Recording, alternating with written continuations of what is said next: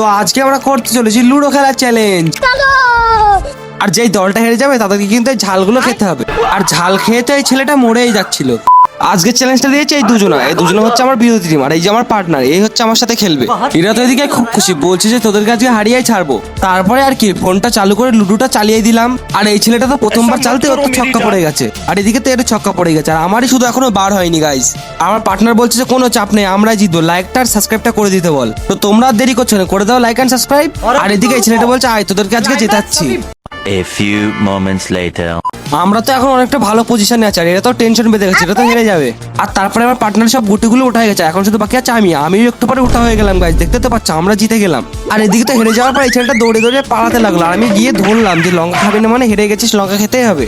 আর দেখতে তো পাচ্ছ এটা দুজনে দুটো লঙ্কা নিয়ে চলে এসেছে।